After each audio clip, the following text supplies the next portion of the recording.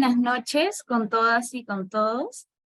Mi nombre es Gabriela Costa, miembro del Instituto de Protección al Menor y Personas Vulnerables, y quiero darles la bienvenida a todos a esta conferencia virtual, que es nuestra segunda conferencia del ciclo de conferencias que hemos propuesto para este año.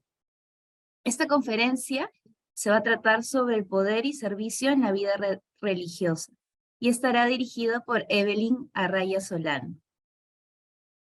Voy a dar una breve presentación de nuestra ponente.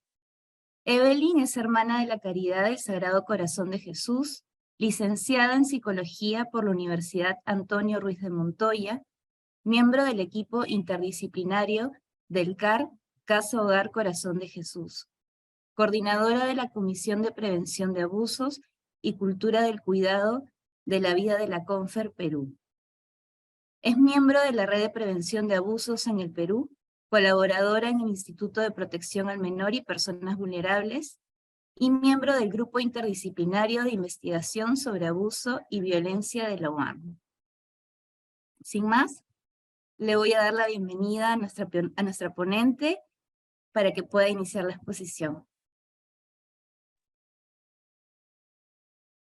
Muchas gracias, Gabriela, y gracias a todos los que se van conectando en este momento, sobre todo para poder compartir juntas y juntos nuestra experiencia, lo que vamos aprendiendo también en el día a día y lo que también nos falta por aprender. Yo creo que mientras más uno comparte lo que ha aprendido, más se puede enriquecer, ¿no?, en el compartir. Y quisiera empezar esta presentación, que de hecho tiene el título que ya Gaby mencionaba, ¿no? El título de Poder y Servicio en la Vida Consagrada. Y es lo que nos reúne hoy. Cómo podemos dialogar en torno a estos dos conceptos que tienen que ver mucho con nuestra vida religiosa. Y para ello, quisiera mostrarles el texto del Evangelio de hoy, que supongo que alguna lo habrá meditado en su oración, tal vez en su momento de reflexión, y que tiene mucho que ver realmente con lo que vamos a dialogar el día de hoy. El texto es de Juan 17, del 20 al 21. Padre Santo, no ruego solamente por ellos, sino también por los que gracias a su palabra creerán en mí. Que todos sean uno, como tú, Padre, estás en mí y yo en ti. Que también ellos sean uno en nosotros para que el mundo crea que tú me has enviado. Y coloco este texto porque nos puede iluminar el día de hoy, porque podemos entrar en este proceso también de reflexión y sobre todo colocarnos también en estas manos de Dios que nos dice: Padre, no solamente ruego por ellos, no solamente ruego por mi grupo, por mi comunidad, sino por todos aquellos a quienes voy a conocer, ¿no? Y sobre todo también tener este compromiso, el que nos pide Jesús, que todos seamos uno. Y tal vez esto puede cuestionar muchas veces nuestras vivencias comunitarias, nuestras relaciones interpersonales.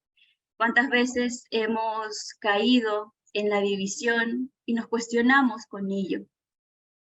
Y no cumplimos este deseo de Dios, que todos seamos uno. Y sobre todo que seamos uno para que crean, para que el mundo crea, para que seamos realmente testimonio, testigos fehacientes del resucitado. Entonces vamos a pasar por favor a la siguiente diapositiva con esta breve introducción, porque hoy vamos a nombrar lo que nos cuesta nombrar, aquello que nos pide la iglesia, nos pide la realidad, nos pide la sociedad, lo actual, estos tiempos, para poder reflexionar.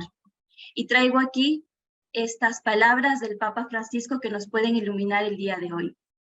Toda la iglesia está en crisis a causa del asunto de los abusos. Más aún, la iglesia hoy no puede dar un paso adelante sin asumir esta crisis. Es asumirla no como un hecho que le pasa a una comunidad, a una congregación religiosa, a un instituto, sino que nos pasa a todos. Y así como le duele a una comunidad, nos duele a todos como iglesia. La política del avestruz no lleva a nada, es decir, una política en la que nos lleva a esconder la cabeza y a negarnos a ver la realidad. No todos quieren aceptar esta realidad, pero es el único camino, porque hacer propósitos de cambio de vidas y poner la carne sobre el asador no conduce a nada. La realidad debe ser siempre asumida y discernida. Es urgente ventilar esta realidad de los abusos. ¿Y por qué traemos esto que nos muestra el Papa Francisco? Porque lo que vamos a hablar en esta noche no solamente es cuestión de decir cómo vamos a ser buenos líderes en nuestras congregaciones, cómo vamos a hablar de poder o de servicio en nuestras comunidades, sino también porque queremos visualizar juntos y juntas que existe y que hay en nuestras comunidades tal vez un sistema de abuso que se ha podido normalizar y que se ha ido convirtiendo también en una cultura. Por eso es la imagen que traigo aquí.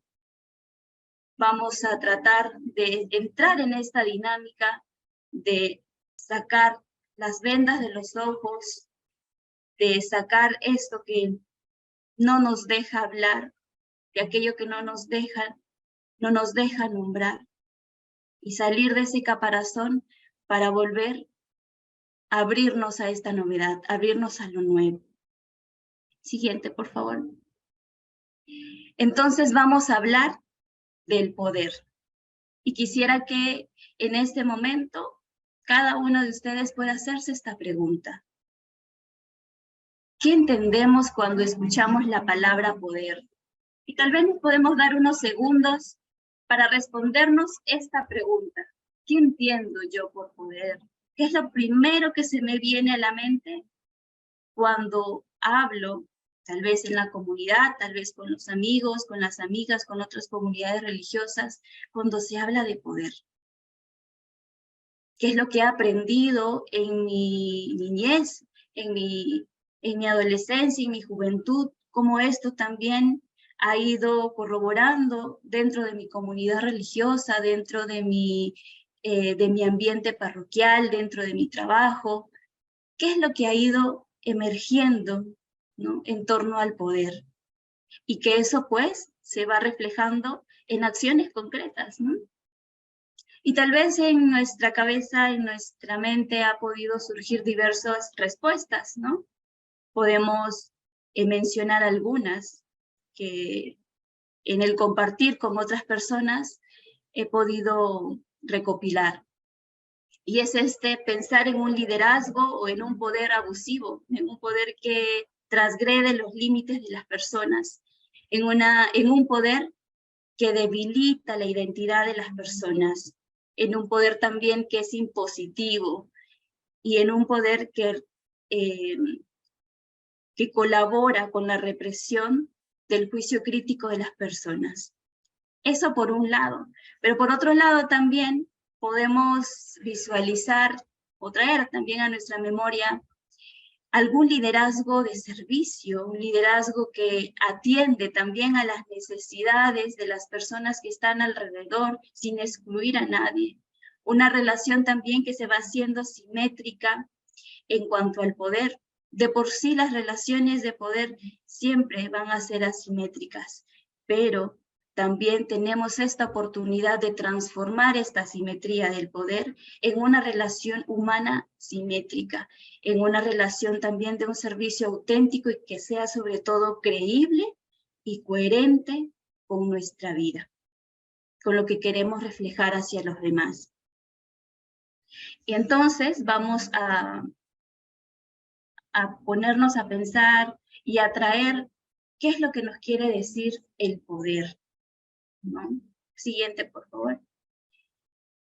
Y el poder se va visualizando dentro de las relaciones humanas y se refleja también en nuestras conductas, en nuestras prácticas, y va a introducirnos en nuestra forma de pensar, en nuestra forma de relacionarnos con los demás, pero también nos va a hacer caer en dos extremos, ¿no? En un extremo en el que pueden resultar relaciones de poder opresoras, o pueden resultar, por el contrario, relaciones de poder y relaciones humanas que faciliten también el bienestar y el crecimiento en los demás. Por ello, también nos vamos a tener en cuenta cuáles son estas dinámicas del ejercicio de poder. Y esto se ha ido reflexionando desde hace muchísimos años atrás. Y traigo aquí a la memoria lo que nos dice Martín Baró en el año 89, ¿no? Cómo él reflexiona también acerca del poder. Y él va a distinguir diversas dinámicas del poder. Una de ellas es cuando se ejerce por un poder coercitivo, un poder que utiliza la amenaza, que utiliza también la fuerza para poder someter a las personas. Por otro lado, va a identificar un poder también manipulativo que se va a centrar en manipular una forma determinada de actuar hacia la persona. Pero también se va a dar un poder, va a reconocer un poder que se da desde la influencia y desde una autoridad. Y cuando el poder se ejerce desde una autoridad, se va a manifestar en la aceptación de la conducta requerida del otro, pero sin ninguna imposición, sin ninguna coerción, sin ninguna manipulación. Entonces, vamos a ver los efectos del ejercicio de poder que se puede visualizar en nuestras relaciones humanas. Y con ello traemos dos aspectos en las... No lo pases, Gaby. Continúa, por favor. Sí, dos aspectos, que es mediante una relación simétrica, ¿no? En el que se va a tener en cuenta la equidad, la horizontalidad, ¿no? El bienestar de las personas que se sienten felices, alegres, con mucha esperanza, ¿no? Viviendo dentro de sus comunidades religiosas. Y por otro lado, se va a dar esta relación asimétrica del poder en el que va a tener efectos en la persona como culpa, sumisión, represión, limitación. Entonces, nos preguntamos ahora esto que muchas personas han ido reflexionando a lo largo de la historia, y qué tiene que ver esto con la vida religiosa y el poder. Y varios autores en la actualidad van a reflexionar acerca de esta relación de la vida religiosa con el poder, pero se van a centrar también en cómo el poder va siendo trabajado dentro de la formación inicial. Es decir, cómo en el plan formativo de las congregaciones se va a identificar cada uno de los aspectos de desarrollo humano. Y por ende se va a trabajar las motivaciones también de aquellas personas que van entrando en nuestras congregaciones religiosas, ¿no? ¿Por qué? Porque se corre el riesgo de que haya alguien que venga con otras motivaciones, de querer escapar de alguna situación, de querer obtener un estatus, de querer mantener sus seguridades dentro de las congregaciones religiosas, y esto poco a poco va tomando forma, y conforme van pasando los años, estas personas se van dejando atrás las motivaciones de servicio, las motivaciones que se centran en el Evangelio, por otras motivaciones que lo hacen emerger un poder, digamos, asimétrico dentro de las comunidades, ¿no?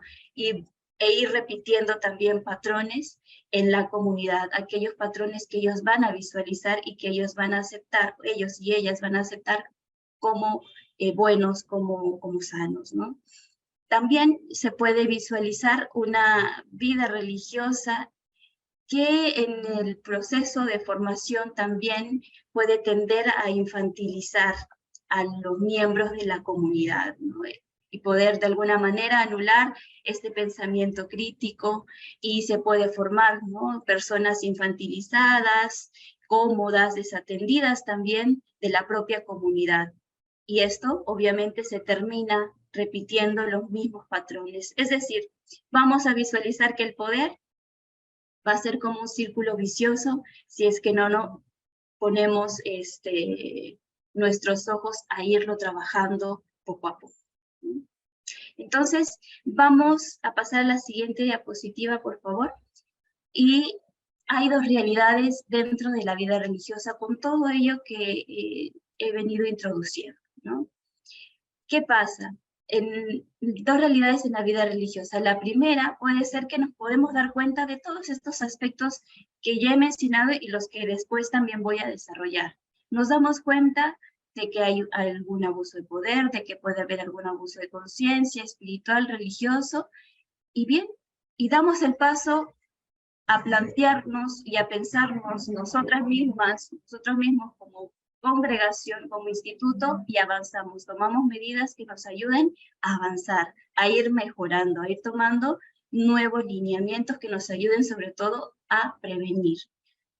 Por otro lado, podemos tomar esta otra realidad, se refleja en esta otra imagen, mantenernos en silencio, mantenernos en un silencio cómplice, en una sumisión que no nos deja hablar y que no permite que podamos ser partícipes también del cambio.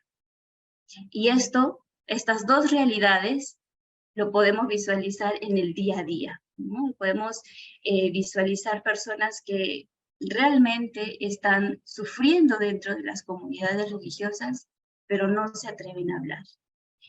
Y probablemente dentro de nuestros discursos comunitarios podemos también, sin darnos cuenta o dándonos cuenta también, revictimizar a las víctimas. Siguiente, por favor. Entonces vamos a ver que el abuso de poder en la vida religiosa se va a gestar todos los demás abusos, es decir, es como la línea base para que puedan emerger los otros tipos de abuso. Y entendemos como abuso de poder que tiene un contenido como el uso perverso y desmedido de una asimetría de poder que va a restringir también la libertad en la acción de la víctima, no quedándole más que otra opción que someterse, y esto va a dar cuenta de algo que está pasando y que hay una coacción que lleva también a obedecer al líder, es decir, que van a depositar, digamos, esta libertad en base a lo que la persona o el líder va a ir indicando, ¿no? Es esta forma de transgredir los límites de las víctimas utilizando también esta forma perversa de la asimetría del poder. En cuanto al abuso de conciencia, este se va también a ejercer como una sutil forma de violencia y opresión.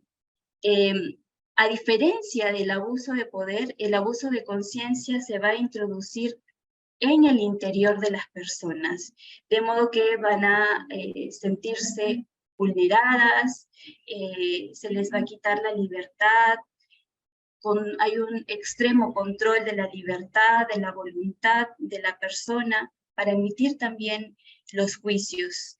Y el abusador o la abusadora va a intentar desfigurar de una manera muy fuerte la libertad de las víctimas, ¿no? Y va a actuar desde dentro. Ahora, estos son los dos tipos de abuso, el abuso de poder en el que la persona sí se da cuenta de que se está ejerciendo un abuso de poder en ella. En el abuso de conciencia, por lo contrario, según los autores, el abuso de conciencia, en el abuso de conciencia la víctima no se da cuenta de que está viviendo, está experimentando ese tipo de abuso. En el abuso espiritual, que de alguna manera tiene mucho que ver con el abuso de conciencia, se va a tejer y se va a manifestar por medio de un lenguaje religioso, dinámicas religiosas que se utilizan para el abuso. Y ahí es donde entramos todos y todas los que estamos escuchando, ¿no? y compartiendo en este momento. ¿Cuáles son? Nos podemos preguntar cuáles son nuestras frases, cuáles son nuestros discursos, qué es lo que vamos trabajando en el día a día, cómo nos dirigimos a los demás, tal vez utilizando un lenguaje religioso que someta a los demás. El abuso espiritual o religioso tiene como característica humillar a la persona también delante de los otros, ¿no? Criticarlas constantemente, burlarse, aislarlas, ¿no? También de las familias y de los propios amigos, aislándola totalmente de las relaciones sociales que esta persona tenía y que le mantenía también su seguridad. Por ello, quisiera traer en este momento algunos ejemplos que nos pueden ayudar a comprender mejor estos tipos de abuso. Y tenemos un testimonio de alguien que dijo en alguna oportunidad en una investigación que hice: lo que no me ha gustado es que nos dicen, tú vas a hacer esto y lo vas a hacer ahorita. Él me dijo, el día en que yo esté en el consejo, él explica que sería parte del consejo provincial, yo voy a hacer lo posible para sacarte. Y tal vez esto no puede parecer un testimonio de alguien que está dentro de una congregación religiosa, sino en otro ambiente. Pero esta es una persona que estuvo en una comunidad religiosa y vivió esta experiencia, ¿no? De un abuso de poder constante al punto de quererlo sacar de la congregación sin ninguna explicación, ¿no? De por medio. Otro ejemplo que podemos traer aquí es este. Se han formado grupitos para votar por tal hermano o tal hermana. Comienza a relacionarse este hermano o hermana más con los otros hermanos que cree que van a votar por él y comienzan a ofrecer que si tú votas por mí, te cambio de parroquia o te quedas más tiempo en la que quieras. Tal vez estos testimonios puedan relacionarse con algunas experiencias que tenemos, ¿no? O con otras que conocemos también, ¿no? Como ese querer aferrarse al poder como una seguridad, como si fuera un estatus al que debo alcanzar. Otros ejemplos que podemos traer en este momento es un ejemplo en el que claramente vemos una manipulación también en el discurso. Esta participante dice, me dicen, queremos que vayas a la comunidad A, pero vas a estar sola este año. Yo dije, ¿qué? ¿Sola? Claro. Te ponen cosas bonitas diciendo, sabemos de tu responsabilidad, no vas a estar sola. Vamos a estar siempre en comunicación contigo, pero tú te harás cargo de las obras de toda la gestión a nivel de la comunidad y los programas que tenemos allá. Sabemos de tu proceso que eres una mujer madura. Yo bien por un lado, con el ego, porque confían en mí, saben de mi potencial, no las podía defraudar. Y podemos ver como otros ejemplos más que también he podido escuchar, que cuando en algunos momentos se dan unos destinos, algunos líderes de las congregaciones religiosas, esperando que haya una respuesta afirmativa ante la propuesta, manipulan el discurso, es decir, colocan todos los aspectos positivos en la persona para que esta persona pueda decir sí, acepto, voy a hacer lo que tú me dices, ¿no? Y no porque sea una realidad, ¿no? Tal vez no sea, pero tampoco podemos utilizar o pintar el mundo de maravillas cuando sabemos que hay un compromiso detrás. Y claramente a esta persona la dejaron sola durante todo el año. No hubo ninguna comunicación con ella al punto de llegar a una fuerte crisis. Otro ejemplo que se nos viene también aquí, dice, las superioras insistían constantemente en que tener dudas era producto del demonio. Cualquier tipo de desacuerdo significaba que tú estabas en contra de la autoridad. Hablar en contra de ellos, de ellas, era visto como un pecado y una traición a la comunidad. Todos estos ejemplos son recopilados de una investigación que hice y de una investigación que también Figueroa realizó. Y en este último ejemplo se ve claramente cómo se maneja esta dinámica del abuso espiritual o el abuso religioso, cómo se utilizan estas dinámicas, esta figura de lo sagrado, de Dios, para poder justificar también otras acciones. Siguiente, por favor. Entonces vamos a hablar de los factores de riesgo de la vida religiosa y podemos identificar, ¿no?, alguno de ellos, como es el grave problema de nuestras estructuras eclesiales, ¿no? Y sobre todo porque, como lo dije en el inicio, a veces vemos que el problema, entre comillas, o las manzanas podridas están lejos de nosotras. Y si lo hay, y si en algún momento lo identificamos, es mejor desatendernos de eso, es mejor decir, expulsarlas de nuestras congregaciones y desatendernos totalmente de eso. Cuando realmente tenemos que actuar de una manera incluso más evangélica, porque se nos exige como tal, ¿no? Porque visualizamos que este problema, como vuelvo a repetir, no es solamente de una comunidad, de un grupo religioso, sino es una situación, un dolor de toda una iglesia, ¿no? Y creo, como otros autores también, en que hay un fuerte cuestionamiento por cómo están estructuradas también, cómo está estructurada nuestra iglesia, cómo está estructurada también nuestras congregaciones, nuestras comunidades, cómo es que se van dando estas dinámicas de poder, cómo es que muchas personas pueden estar por un tiempo ilimitado ejerciendo un rol de superiores, de superioras, de ecónomos, de ecónomas en una sola comunidad, o cómo pueden estar solamente una persona ejerciendo la formación cuando se debería tener un equipo de formación, porque ello ayuda también a la acompañante o a el acompañante a tener una mejor visión de la formación. Y con ello quiero decirte que no estamos, ninguno de los que estamos aquí, exentos a ser víctimas o a ser victimarios también, a ejercer un poder que puede lastimar al otro.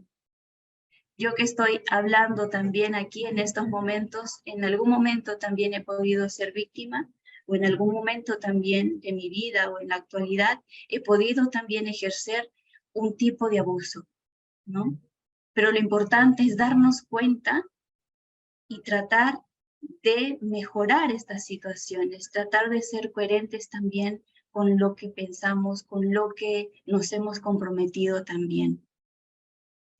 En nuestros aprendizajes sobre la simetría, en nuestras relaciones, tiene mucha conexión también con este acercamiento que yo tengo con Dios, ¿no?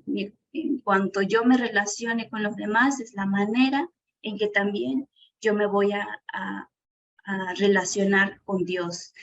Y tal vez hay muchos elementos que se pueden movilizar en nuestro interior que nos cuestionan y nos dice, oye, realmente estoy viviendo a lo que me he comprometido, mis constituciones, estoy viviendo lo que mis constituciones dicen, o solamente es que está escrito y nadie lo vive así. ¿Qué es lo que está pasando al interior de nuestras comunidades? Creo que cada uno, cada una va viviendo una crisis en distintos momentos, pero creo que también lo importante es mantenernos, digamos, en esta tercera margen del río, ¿no? En la posibilidad de querer hacer algo por ayudar, por crecer, por afirmarnos como congregación, por mejorar, ¿no?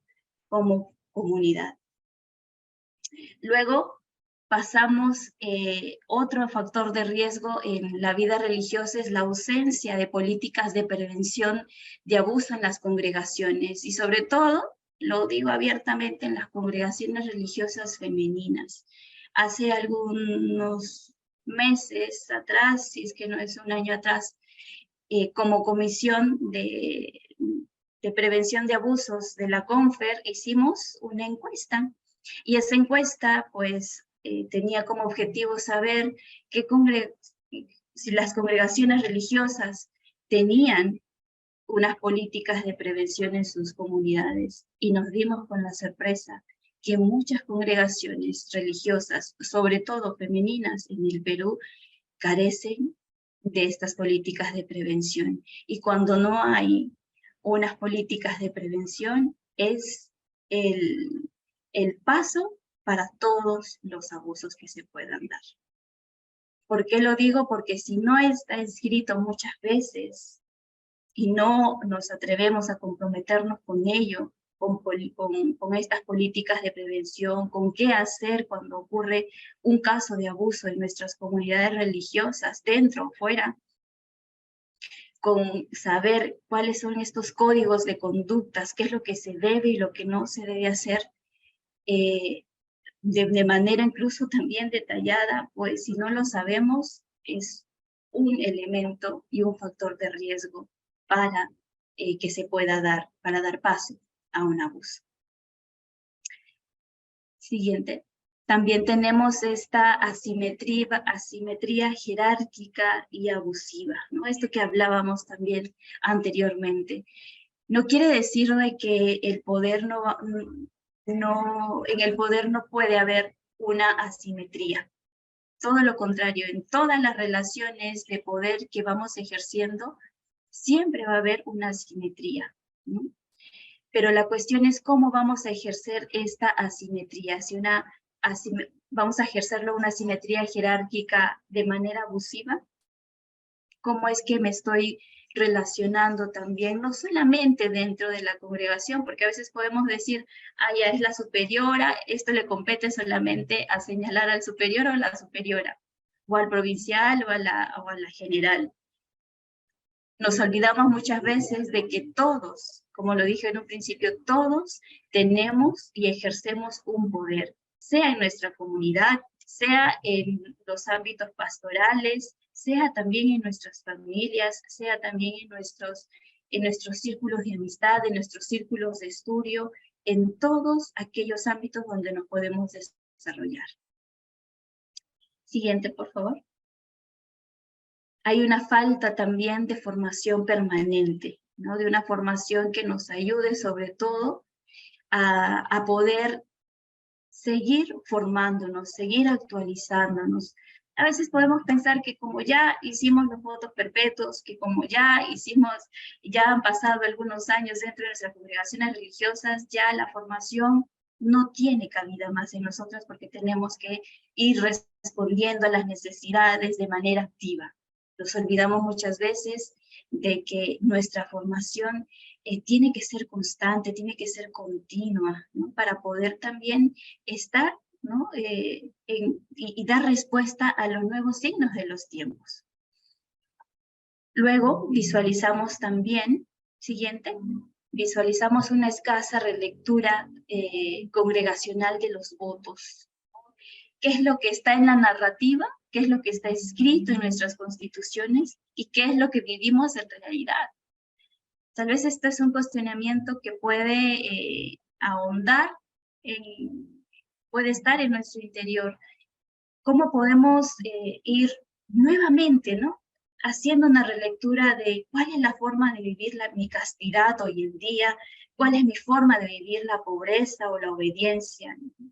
¿Cómo es que muchas veces cuando ya escucho en algunas oportunidades, cuando ya se hacen los votos perpetuos, ya nadie le puede decir nada? Y creo que eso pues es una muestra de alguien que no ha ido, digamos, haciendo un proceso de formación comprometido, sobre todo en transparencia, en autenticidad, porque si se dan estos casos, es que quiere decir que pues ha habido una malformación de cómo está siendo visualizado el poder. Luego, tenemos esto que ya lo mencioné hace un momento, que es la perpetuidad de los nombramientos, ¿no? Cómo es que muchas veces se mantienen a superioras o superiores en las comunidades de manera vitalicia. Hay congregaciones y comunidades que pueden tener como si yo 30 años, 35, 40, 20 años a una persona en un cargo, en un servicio como es el liderazgo. Y ello puede ser un factor también de riesgo, porque podemos decir también, ok, esta persona asume un liderazgo de servicio, lo está haciendo muy bien y es mejor que se quede ahí. Pero nos olvidamos de las personas que vienen detrás. ¿Estamos realmente preparando a las nuevas generaciones para que puedan ejercer un liderazgo en un futuro en nuestras comunidades?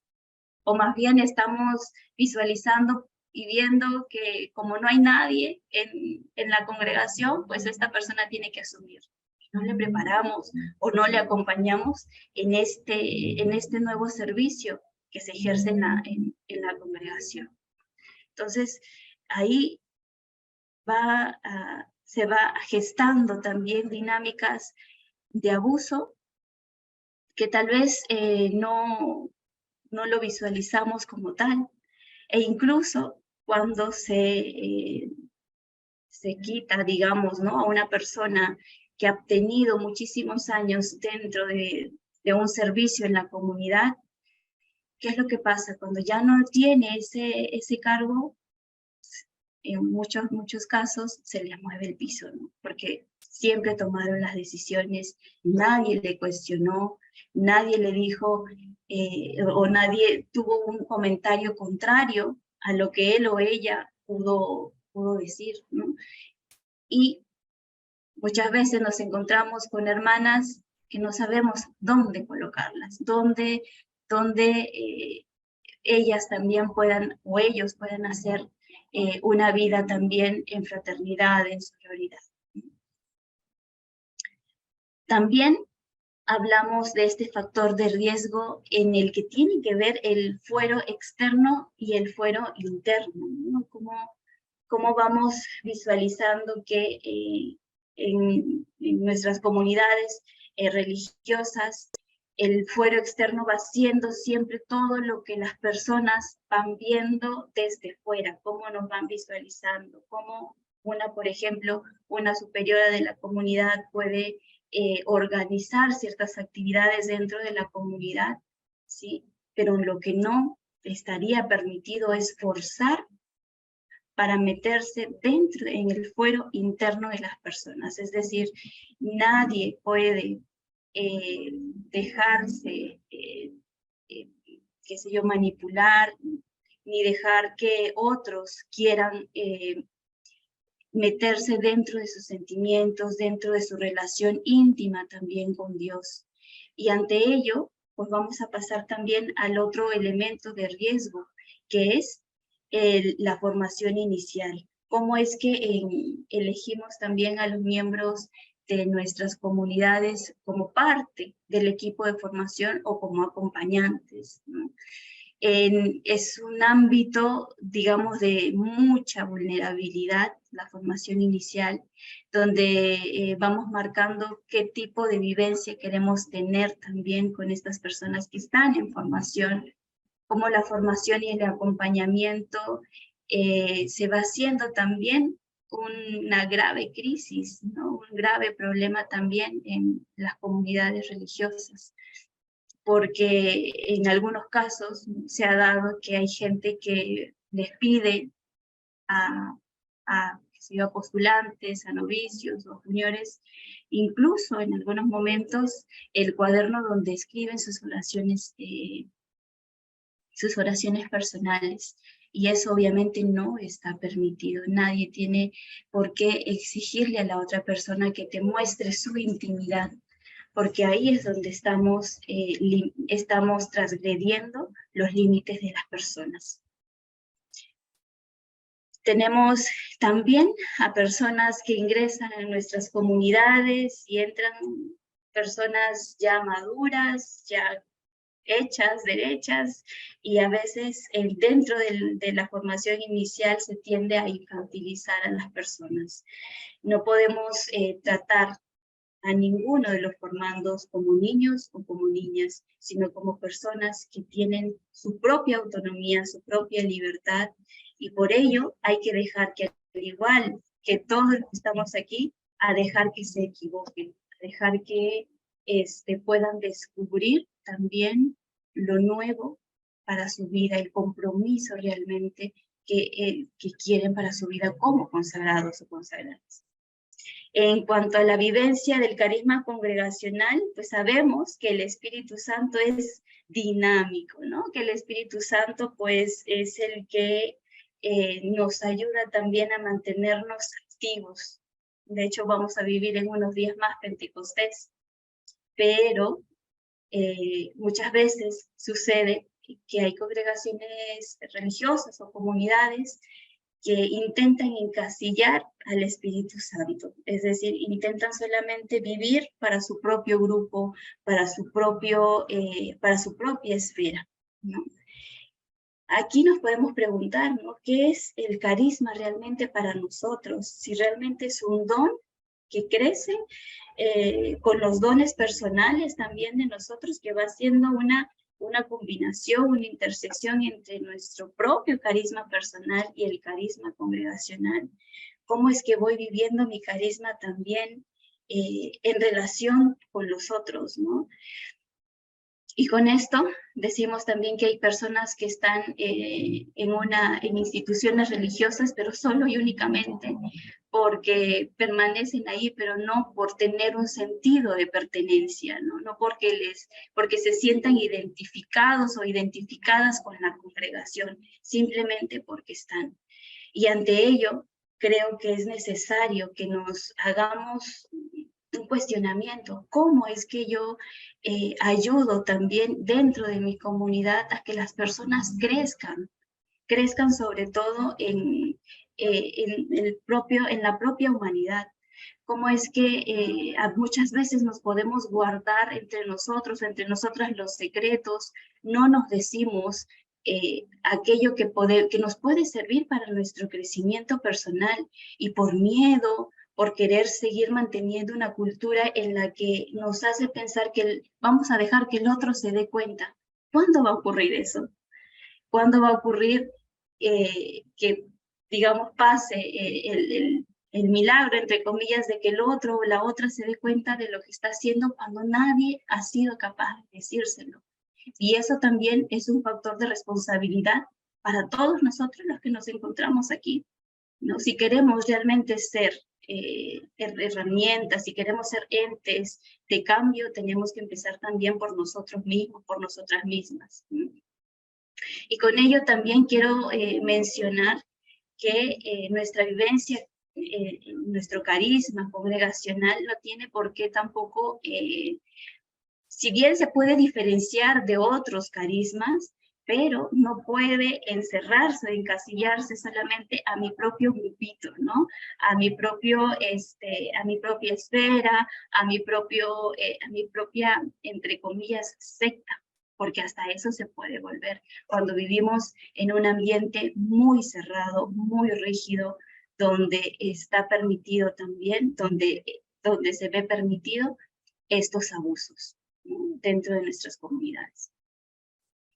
Con ello vamos a pasar a este otro concepto que es el servicio en la vida religiosa y claramente a la luz del Evangelio, ¿no? Y con ello también tenemos una imagen que nos ilumina. Y esta imagen que hemos visto muchas veces en el tiempo de Jueves Santo, ¿no?, en este lavatorio de los pies, en este Jesús que se baja y que sirve, que es el líder que sirve porque es el líder que ama, porque es el líder que se atreve a transformar. Vamos a visualizar en esto un texto bíblico que nos recuerda, ¿no?, este servicio de Jesús. Es Lucas 22, 27. Y esto dice: ¿quién es más importante, el que está a la mesa o el que está sirviendo? El que está sentado, por supuesto, y sin embargo, yo estoy entre ustedes como el que sirve. Eso es lo que nos debe iluminar a nosotros y nosotras. El servicio al ejemplo de Jesús. Un servicio que se da cuenta de que es frágil, porque también lo vivió en el Getsemaní. Es frágil, que llora, que se molesta, que pasa por diversas situaciones, pero un servicio ante todo que abre los brazos al amor y que abre los brazos sobre todo a dejar huella en las personas. Pero esto también nos puede iluminar, pero también nos puede llevar a olvidar a que constantemente nosotros y nosotras podemos estar olvidándonos de que Jesús también pasó por las tentaciones, ¿no? Y ahí a continuación está el otro fragmento del Evangelio de Mateo.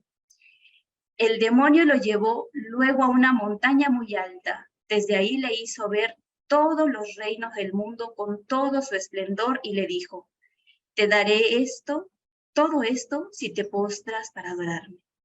Y todos conocemos la continuación de este Evangelio, ¿no?, de este fragmento. Por ello, todos los días, todos nosotros, nosotras, debemos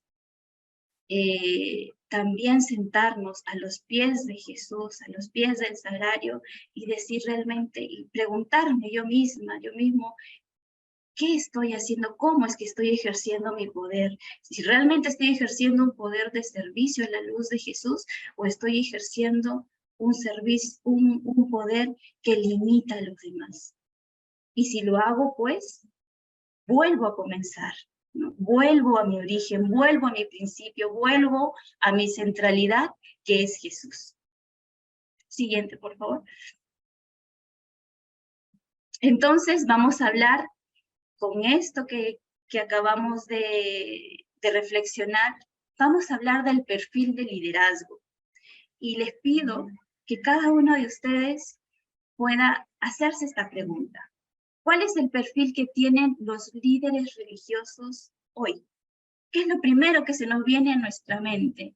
¿Qué es lo primero que tenemos también o que traemos a nuestra memoria? ¿Qué ejemplos de líderes religiosos se nos viene a nuestra memoria?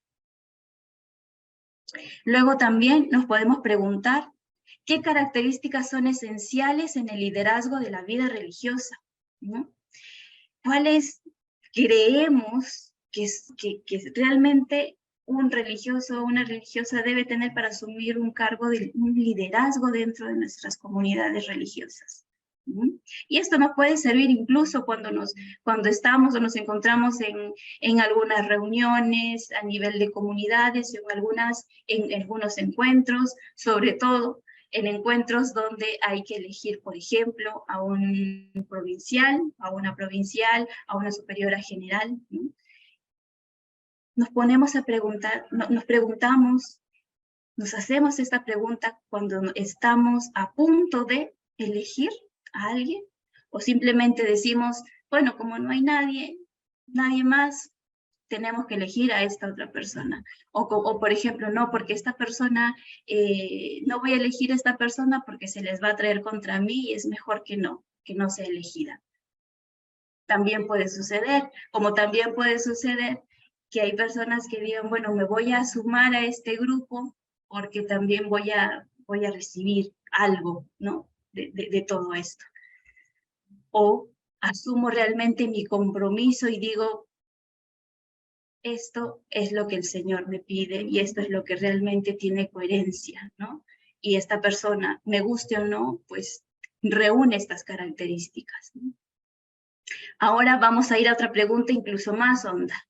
¿Nuestra vida, mi vida, responde a estas características que he traído a mi memoria? ¿Realmente esto que yo pido para los demás, lo vivo? ¿Cuál sería nuestra respuesta hoy en día? Pasamos a la siguiente, por favor. Y con ello también quiero que nos pongamos a tratar de identificar y reconocer nuestra propia fragilidad y vulnerabilidad. Hace un rato hablábamos de cómo Jesús es aquel líder que se muestra también frágil, que se muestra muy vulnerable. Esta imagen la saqué de una ponencia de Yaniri Angulo, y ella en algún momento nos hablaba, quienes estábamos teniendo una clase con ella, nos decía que si tal vez los líderes asumieran su propia fragilidad, su propia vulnerabilidad, realmente podría ser un factor para el encuentro con el otro, con la otra. Es decir, mientras más me reconozca yo misma, mientras más me entienda, mientras más me comprenda, mientras más me conozca a mí misma, mientras más me ame, más voy a reconocer, voy a comprender la fragilidad de mi hermano o de mi hermana. Y eso lo hace también un verdadero líder o lideresa. Pasamos a la siguiente, por favor. Y tal vez dentro de todo esto podemos visualizar algunos modelos un tanto fallidos, ¿no?, de liderazgo en la vida religiosa. Y lo primero que podemos pensar es, de acuerdo a todo lo que hemos visto ya, es esta centralización vertical, ¿no? Es una tentación a vivirlo o a verlo todo de manera vertical, de manera también asimétrica, espiritual. La siguiente, por favor, una especie, nos podemos convertir tal vez en una especie de gurú para los demás, que se coloca también por encima de los otros, ¿no? Es como aquella persona que dice que mejor vengan a mí a consultarme las cosas porque yo soy quien les va a dar las respuestas adecuadas. Grave también fallo dentro de nuestros liderazgos. Otro aspecto, otro modelo fallido de liderazgo es el maternalismo, infantilismo, ¿no? Ese querer arropar a alguien, ese querer proteger a las personas, porque las siento también más frágiles, ¿no? Y porque hay que decidir por estas personas. No solamente se da en el ámbito formativo inicial, se dan también en nuestras comunidades religiosas, donde vemos probablemente a personas mayores, o sea, que ya tienen tal vez unos años más en comunidad o en consagración, y en algunos momentos, pues, bajo esta dinámica de maternalismo, pues, vemos algunos o algunas que nos dejamos ya arropar, ya engreír, ya que decidan por nosotros, ya que nos digan lo que sea y todo eso. Y perdemos poco a poco esa autonomía o esa libertad que se nos es otorgada. Luego podemos hablar de un liderazgo por defecto, es decir, aquellas personas que tienen inseguridad por dentro, y eso sucede cuando no es reconocida, cuando no se reconoce también la verdad, cuando caemos en que ¿Qué esperan los demás de mí? ¿No? Como líder, me hago siempre, probablemente nos podemos hacer este cuestionamiento. ¿Qué esperan los demás por mí como líder? Y lo que esperan los demás, hacia eso voy a apuntar sin realmente preguntarme si realmente yo soy feliz con eso. O sin preguntarme realmente si yo soy así. Y me esfuerzo por ser algo o por ser una imagen de quien no soy. A veces se puede decir que nos sentimos pequeños o pequeñas frente a otros u otras, ¿no? Que también se puede dar. Se puede dar también por este exceso, ¿no? Cuando es por exceso, cuando intento decir que yo también soy la más perfecta, que cuando humillo a los demás, cuando digo que yo soy él o la buena o él al quien no le comprenden. Incluso también por eso es que caemos en estos modelos de fallidos de liderazgo. Con ello también, siguiente, por favor, vamos a visualizar cómo el servicio de liderazgo en la vida religiosa se da desde esta vulnerabilidad. Y vamos a indicar ya para finalizar algunos aspectos que nos ayudan a centrarnos en esto, ¿no? Desde la vulnerabilidad se hace posible el encuentro. El otro ya no es alguien que nos va a hacer sombra, que le vamos a sentir como amenaza, sino alguien con el que me encuentro en la fragilidad, ¿no? De hecho, algo que no he mencionado es que en nuestras comunidades religiosas se puede vivenciar las envidias entre nosotros y nosotras, y eso es un factor muy difícil, ¿no? Muy difícil de enfrentar. Los chismes, aquellas situaciones en las que pues se ve deteriorada poco a poco la vida comunitaria, aquello que no se dice y aquello que siento como amenaza o desconfianza. Pero cuando realmente descubrimos esta fragilidad en nosotros, nosotras, nos lleva realmente a este encuentro con los demás, desde esta fragilidad.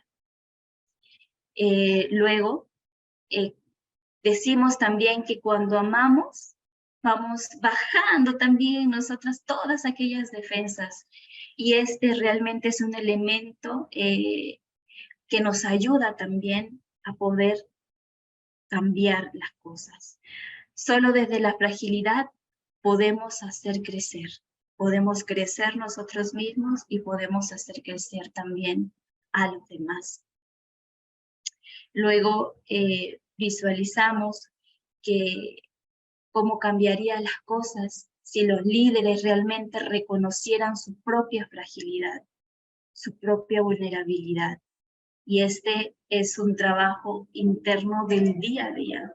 No es un trabajo de que yo ya lo trabajé en la formación inicial, en el noviciado, ya hice mi terapia, ya me conozco yo misma.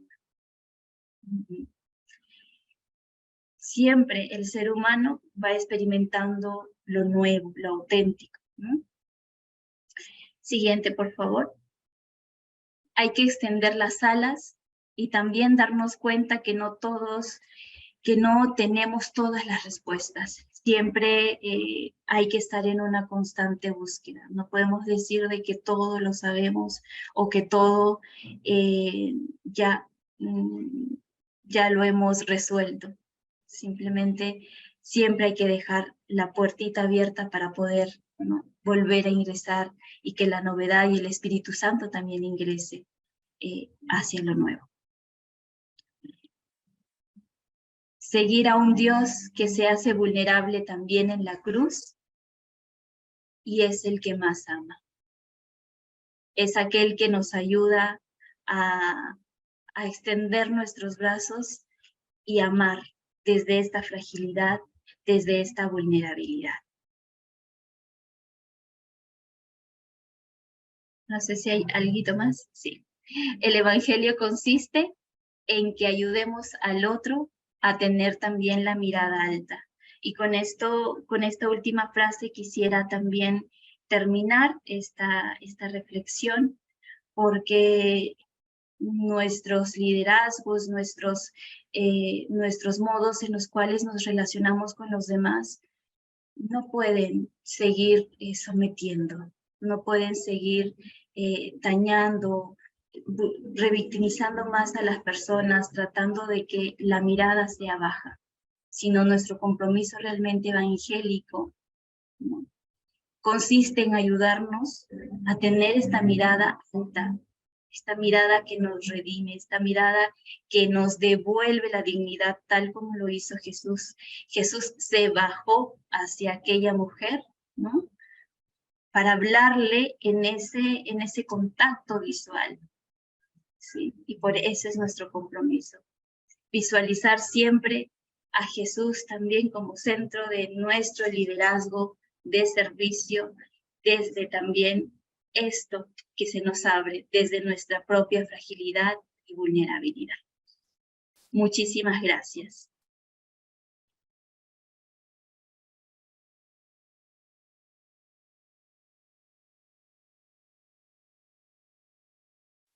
Muchas gracias, Evelyn, por este espacio de reflexión, por tu ponencia.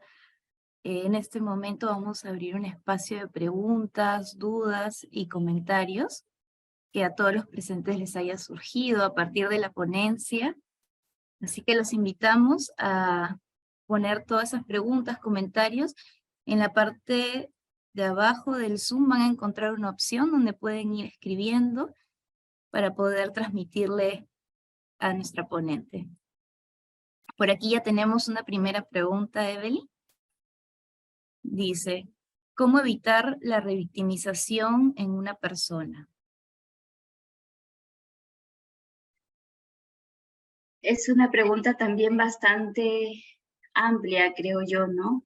Porque, por ejemplo, cuando hablamos en términos de abuso, podemos caer en la revictimización con nuestros propios lenguajes, minimizando también el dolor de las personas.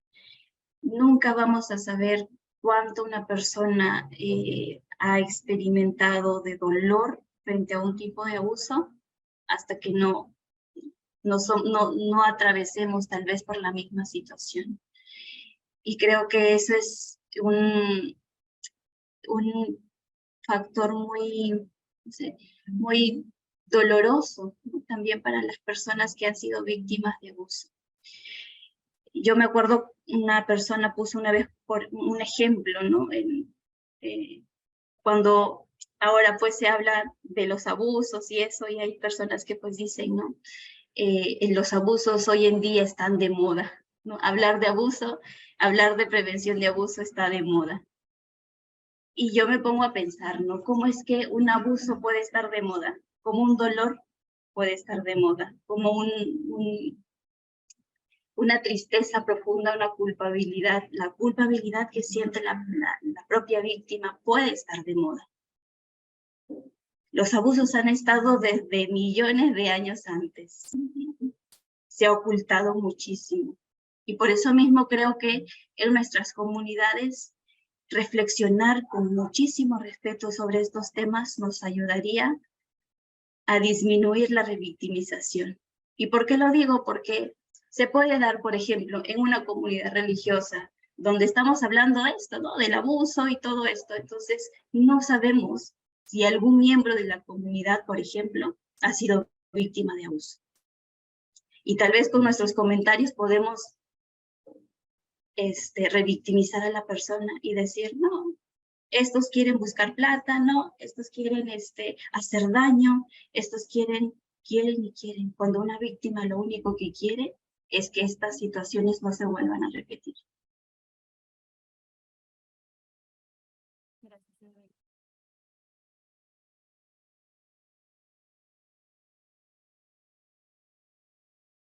Por acá tenemos otra pregunta. Dicen, ¿qué hacer para no replicar patrones de la sociedad? Una sociedad tan abusiva como la peruana, ¿no?, como es la de nuestro país. Claro, en realidad la reflexión con la cual empezaba Es realmente, nos hace visualizar este fenómeno del poder en una magnitud más amplia, ¿no? En nuestra realidad y en nuestra sociedad peruana vivimos en una constante violencia, en una cultura también del abuso. Y cómo podemos prevenir, sobre todo, o no volver a replicar estos patrones. Yo creo que siempre también formándonos, ¿no? No dejándonos de seguir aprendiendo, de seguir tomando patrones de prevención, sobre todo ante tantas situaciones de abuso en nuestra sociedad. Que esto que vivimos como sociedad no se vuelva a repetir en nuestras comunidades, ¿no? Que intentemos curarlas y sanarlas, porque nosotros somos parte de esta sociedad.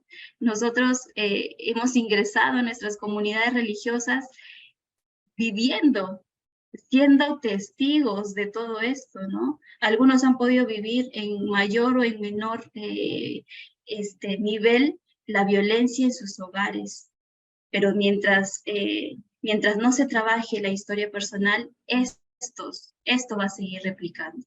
Por eso mismo es que intentemos dentro de la formación inicial trabajar planes formativos, sobre todo que trabajen la historia personal. No solamente pues trabajando en la formación inicial, a veces no sale el trauma, los efectos del trauma en esos años, salen posteriores, pero cuando lo identifico, puedo, y mi compromiso y mi orientación es a buscar ayuda, a buscar a alguien que realmente me ayude a superar esto que pues no me deja estar tranquila, esto que no me deja estar tranquilo, y que sé que pues con mis actitudes puedo seguir repitiendo esos patrones de abuso que mi padre o mi madre tuvo conmigo. Pero eso hay que identificarlo. Sobre todo, quienes están viviendo alrededor, nuestro rol es siempre mantenernos en comunicación, es decir, ayudarnos a crecer entre nosotros, ¿no? Entre nosotras. También te preguntan, Evelyn, ¿cuáles serían las consecuencias a nivel comunitario de los abusos espirituales? Cuando se da un abuso espiritual a nivel comunitario, las consecuencias, la pregunta tal vez no sé si no ha sido muy clara, pero las consecuencias en la víctima o en la propia comunidad, ¿no? En la víctima probablemente hay un efecto de eliminación total de su propio juicio, de su propia libertad. Y eso daña a nivel emocional, va a dañar también a nivel cognitivo, va a dañar también en su propio nivel motivacional, porque cuando uno es parte de una comunidad, sientes motivaciones, sientes el deseo de permanecer en la comunidad por alguna razón, ¿no? Pero cuando sucede este tipo de abusos, estas motivaciones también se van distorsionando, van tomando otro color, otra manera, ¿no?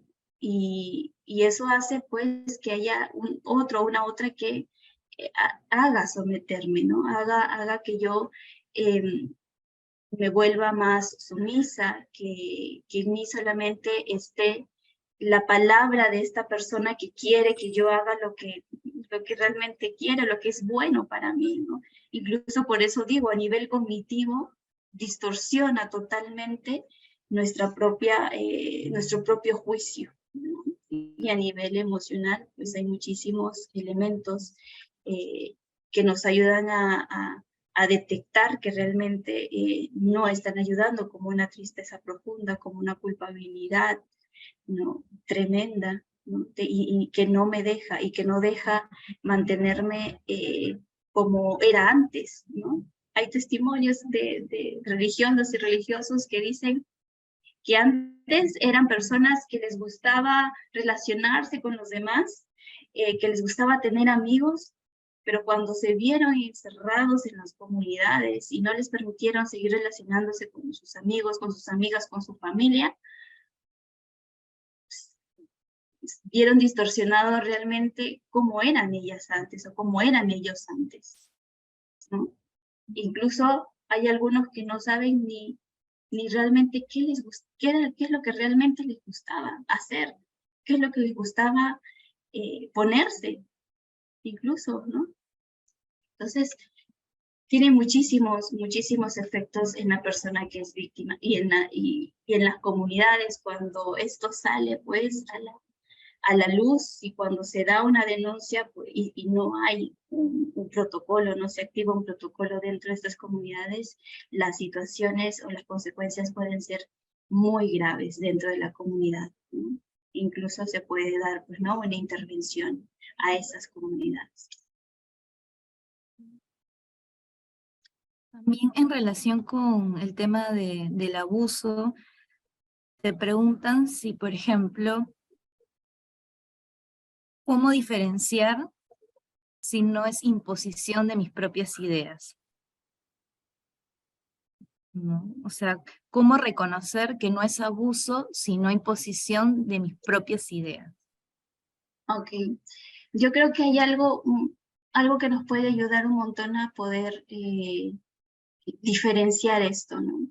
¿Cuándo es que, y esto me rebota a mí la pregunta, ¿cuándo es que, por ejemplo, se trata de un capricho mío o se trata de realmente discernirlo, ¿no? Hay una línea muy delgada en esa diferenciación, porque yo también tengo que ser auténtica y auténtico conmigo mismo y preguntarme cuáles son las causas por las cuales me llevan a decir no, por ejemplo, ante, qué sé yo, vamos a colocar un ejemplo, ¿no? Ante un destino, ¿no?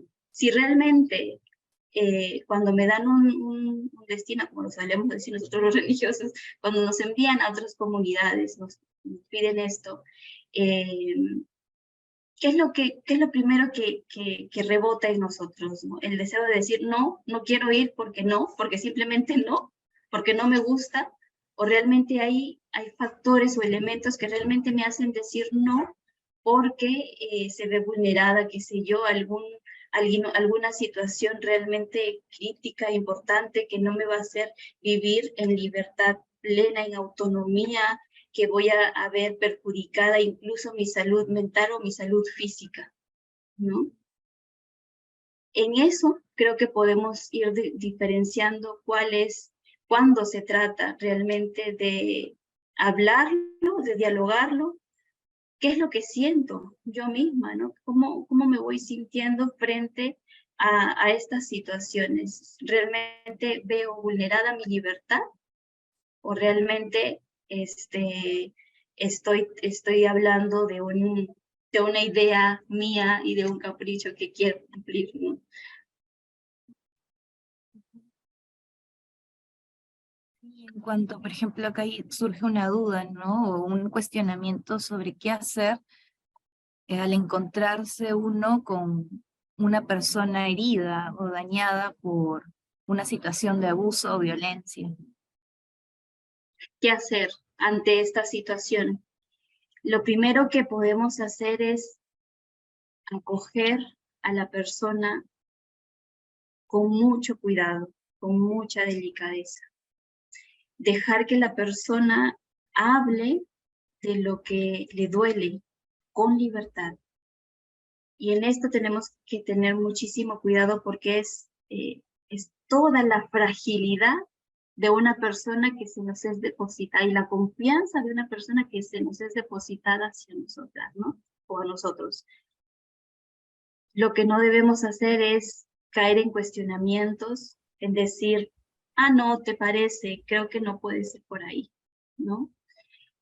Caer en limitarme en el tiempo y en el decir, oye, no tengo mucho tiempo para hablar contigo, dímelo rápido. O sea, ante todo, creo que la persona que acude a nosotras para poder hablar de esta situación, lo primero es que hay que acogerla con mucha delicadeza, con mucho respeto, compromiso, ¿no? Y mostrarle el apoyo emocional en ese momento. O sea, no podemos tampoco minimizar el dolor que puede estar sintiendo esta persona. Tampoco podemos prometerle que nosotros vamos a llegar hasta el fondo del asunto, hasta llegar a que esta otra persona que ha sido agresor o agresora esté tras las rejas o tenga el castigo, entre comillas, que se merece. Sino simplemente escuchar con mucha paciencia, con mucho amor sobre todo y mucha compasión, porque yo siempre lo he visto como si fuera un jarrón roto, ¿no? Que pues está en nuestras manos e intentamos con la ayuda de Dios pues unir poco a poco esas piezas, que no va a quedar igual, no va a quedar igual. Una situación de abuso no, la persona no queda igual. Siempre hay una marca fuerte, sea un abuso sexual, un abuso de poder, de conciencia o espiritual. La marca va a estar ahí. Pero lo fuerte va a estar en que cómo la persona víctima pueda sentirse también acogida, sentirse también respetada y sentirse valorada como ser humano sobre todo. Gracias, Evelyn. Por aquí hay dos preguntas relacionadas al liderazgo, ¿no? Que es uno de los temas que nos has traído hoy. En la primera pregunta, bueno, nos menciona cómo se puede depositar la responsabilidad en una hermana, ¿no? De una congregación si tal vez no reúne las condiciones para asumir ese liderazgo, sabiendo también que esto es un don y que no todos lo tenemos. ¿Sí? Esa es la primera pregunta. Y también sobre el liderazgo, nos preguntan qué perfiles debería de tener, ¿no? Si nos podrías compartir un poco sobre eso. Ok.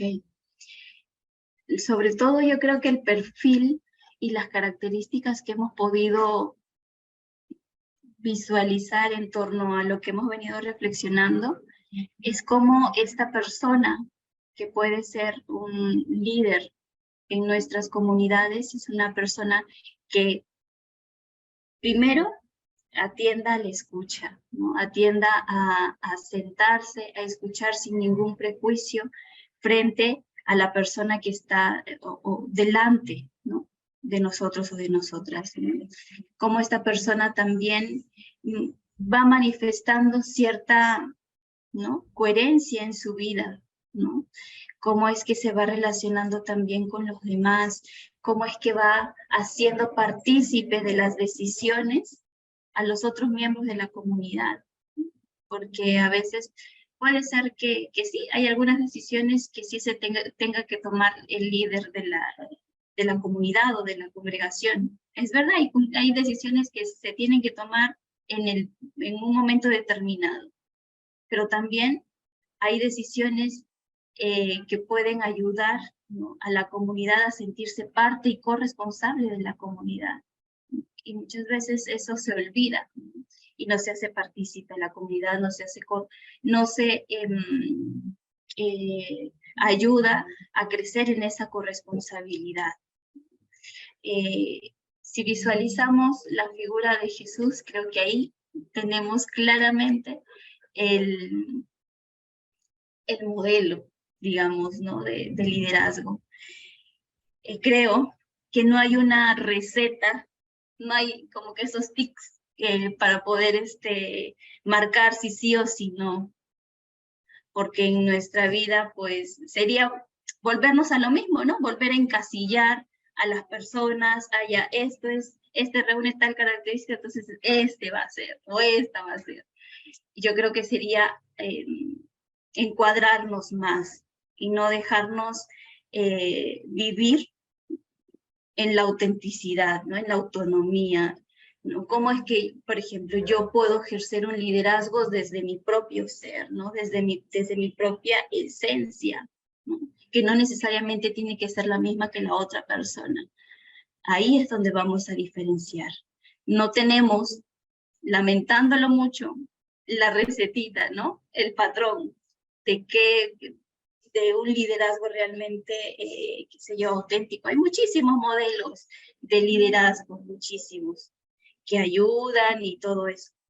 Pero todo va a depender de cómo lo vivamos, ¿no? De cómo lo hagamos vida en el día a día.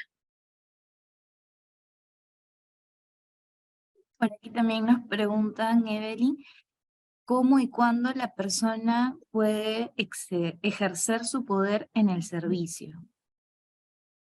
Cómo la persona puede ejercer su poder en el servicio. Eso estamos visualizándolo en esta mezcla, ¿no? Del ejercicio de poder, de un ejercicio de poder simétrico, ¿no? De un ejercicio de poder que no mira por encima del hombro a las otras personas. Yo creo que ahí yo puedo descubrir un liderazgo realmente de servicio. Un liderazgo que piensa en los demás, que piensa no solo en las propias necesidades, sino en las necesidades de los miembros de la comunidad, de las personas con quienes tengo contacto, no de solamente mis favoritos o mis favoritas, sino realmente de ir pensando en el bien común de la comunidad. Así me cueste, así yo vea de una manera distinta, pero creo que mientras más podamos estar abiertos o abiertas a escuchar a nuestros hermanos, a escuchar a nuestras hermanas, creo que es ahí donde vamos a ir madurando este ejercicio de poder como un servicio. A veces me he preguntado cómo hay algunas personas que pueden decir, ay, ya salió de, qué sé yo, de miembro de un consejo. Ah, sí, pues es lo que quería esa persona. Son comentarios bastante fuertes, ¿no? Para una persona escuchar eso. Cuando a veces el liderazgo va mucho más allá, ¿no? Va desde un verdadero compromiso, ¿no? Porque creo que hace visualizar desde una manera también un poco más panorámica la dinámica comunitaria, ¿no? Y creo que, pues, no sé si aquí habrá algún líder religioso o religiosa en las comunidades, y sí, pues, ¿no? Hay un gran compromiso. A veces se señala y se dice, es el superior, la superior es la que tiene que tomar las decisiones y todo eso, y a veces aquellos o aquellas se ven en una disyuntiva de decir, Dios mío, que toda la responsabilidad está sobre mí, ¿no? Y a veces es porque nosotros mismos, nosotras mismas depositamos todo eso, y cuando se cuestiona las decisiones, pues vemos, ¿no? Fragmentada también nuestro propio ejercicio también de liderazgo, ¿no? Por acá también nos preguntan cómo debe ser la formación en nuestros tiempos, donde la sociedad es muy relativa y cada vez más compleja, y que hace que las vocaciones o las personas que quieren entrar a una comunidad, a una congregación, disertan, ¿no? Y ya no desean optar por la vida religiosa. ¿Cómo debe ser la formación de estas personas? Sabes que también he escuchado que a veces por la falta de vocaciones dentro de nuestras comunidades religiosas, acogemos a quienes vemos claramente que no van a, entre comillas, durar dentro de nuestras comunidades, ¿no? O cuando vemos que realmente hay signos que no nos dicen de que esta persona puede tener o puede aportar en una vida comunitaria, ¿no? Y con ello me coloco, ¿no? Frente a un reto bastante fuerte, porque hoy en día vivimos en una sociedad líquida, ¿no? Como lo dice por ahí un autor, ¿no? Es una sociedad donde el compromiso está devaluado totalmente, ¿no? Y creo que es hacia ahí donde podemos apuntar, ¿no? A quienes acogemos en nuestras comunidades. Realmente hay espacios para el discernimiento, o como faltan vocaciones en nuestras comunidades, ya dejo entrar a quien me diga, me toque la puerta y me diga, o tengo un deseo de, y ya. Y a veces no nos hacemos responsables de esos procesos y dejamos pasar y los años pasan y las personas continúan. A veces dicen, como el ejemplo que coloca ahí esta persona, ¿no? A veces dicen, no, ya no quiero continuar en la vida religiosa, ¿no? Y se entiende porque se hace un proceso de discernimiento también. O tal vez pasan los años y nunca se le dijo nada de esta persona y pues repite patrones, ¿no? De abuso, sobre todo. Pero creo que hay que ser muy honestos con los jóvenes y las jóvenes que ingresan a nuestras congregaciones. No podemos mostrarle nuestra congregación como una venta, como si fuera una bodega. Hay que mostrar la realidad. Somos seres humanos. No podemos estar sonrientes todos los días, porque yo creo que aquí, todos los que estamos presentes, hemos llorado, nos hemos amargado, hemos estado estresados, hemos estado en algún momento, no sé, con mucha libertad y eso. Pero creo que ante todo somos seres humanos, no somos los angelitos que pintábamos muchas veces. No todo es felicidad dentro de nuestras comunidades, ¿no? Y creo que eso hay que tenerlo presente para las nuevas generaciones. Y sobre todo prepararnos para comprender estas nuevas generaciones. Ahí nuestras nuevas generaciones ya no estudian de día, estudian de noche. Están más activos por las noches que por el día o por la tarde. ¿Cómo acogemos ahora a estas nuevas generaciones? Sin quitarles también su propia esencia, ¿no? Es un trabajo que tendría también que estar en un plan formativo actualizado. Porque a veces podemos tener planes formativos de hace muchísimos años atrás que no dicen nada en la actualidad, ¿no?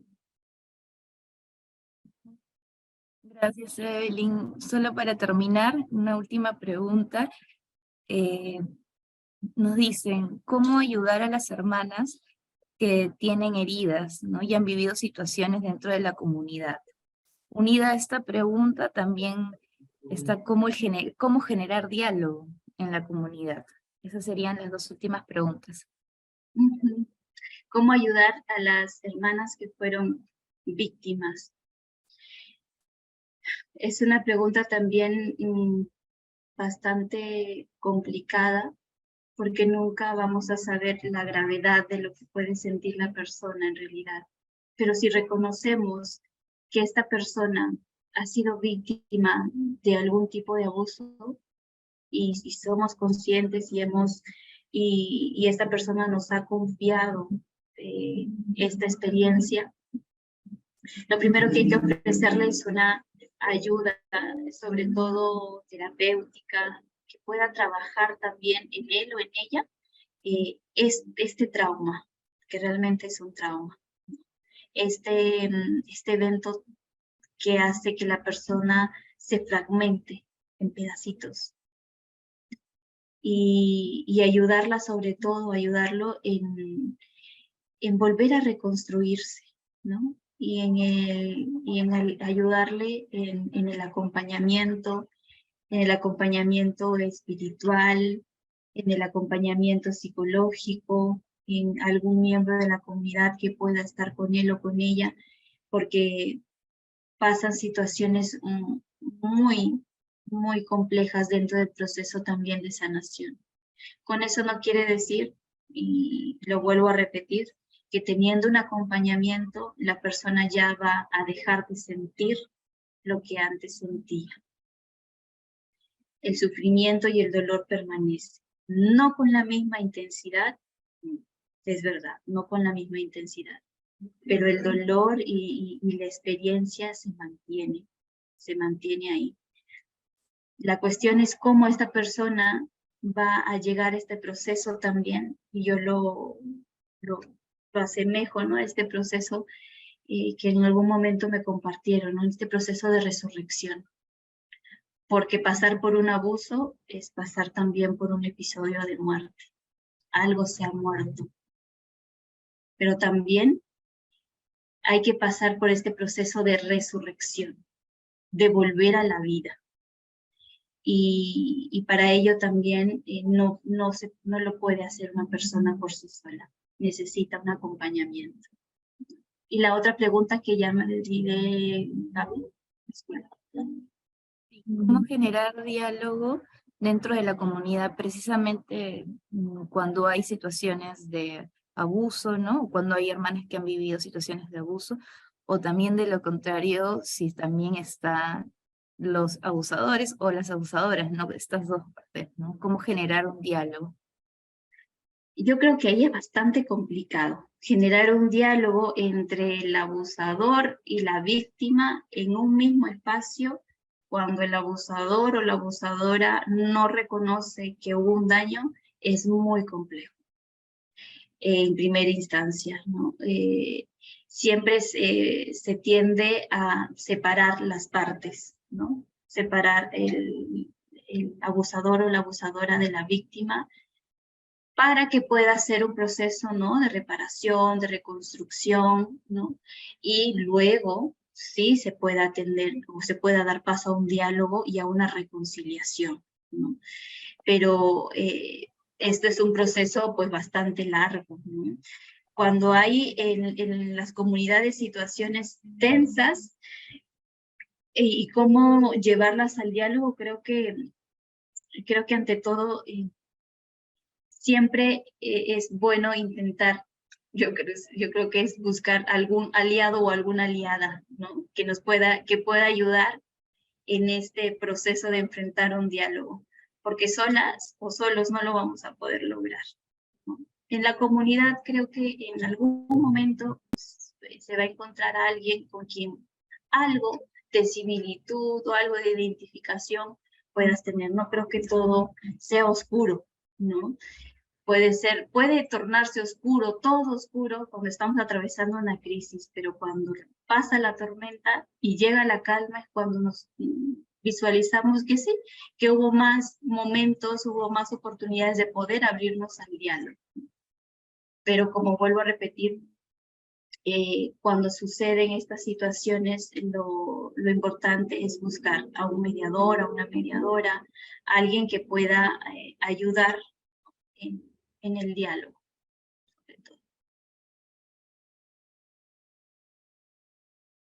Muchísimas gracias, Evelyn, por este espacio en el que nos permite también reflexionar y profundizar, ¿no? Sobre estos temas. Creo que para todas las personas que nos han acompañado hoy, este espacio nos ayuda a tener otra mirada sobre esta realidad y poder seguir trabajando, ¿no? En la cultura del cuidado, también el cuidado dentro de las comunidades.